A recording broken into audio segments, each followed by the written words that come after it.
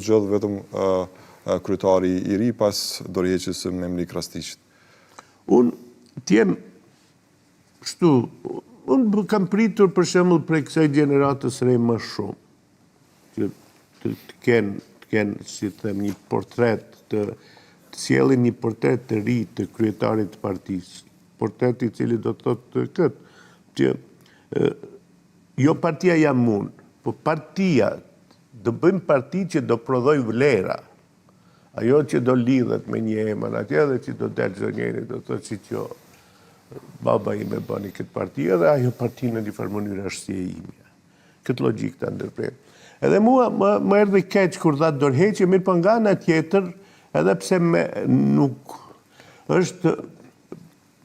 është mirë, është e shëndetshme kur njerëzit, partijakët tanë, politikanët tanë, e kuptojnë se ajo që e ban të fortë demokracinë është institucioni I përgjegjësisë.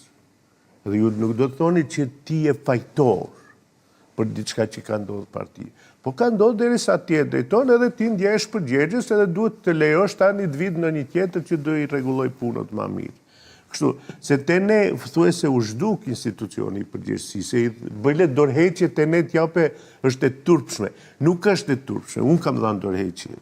Trolle kemi. Po, unë kam qenë zavend drejtori I televizionit të Maqedonisë edhe kam dhënë dorëheqje pas 6 muajve. Edhe kam thënë kështu, unë s'mund këtu të bëj asgjë. Le të vinë ndonjëri që mund të bëj. Unë s'mund. Se unë e di që tort nuk bëhet prej dhe, po bëhet prej mielli, vezë këtë. Edhe unë këtu s'shoh atë, mirë po ndoshta unë gaboj. Domethënë, gjithmonë duhet të lejojmë ne që edhe të pranojmë që ka ndonjë tjetër që ndoshta din pak më ndryshe të rregulloj punën. Po ajo nuk është dështim, ndonjëherë.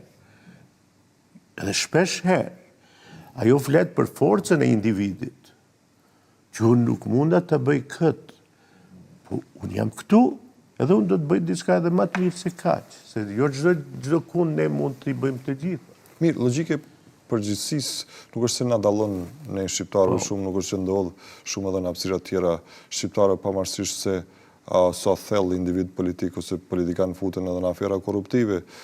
Ne vazhdimisht flasim për kasta politike të korruptuara që janë fut politik të varfër dhe pastaj kanë përfunduar të pasur, pastaj kanë hapur biznese dhe e kanë arsytuar pasurinë e tyre në këtë formë.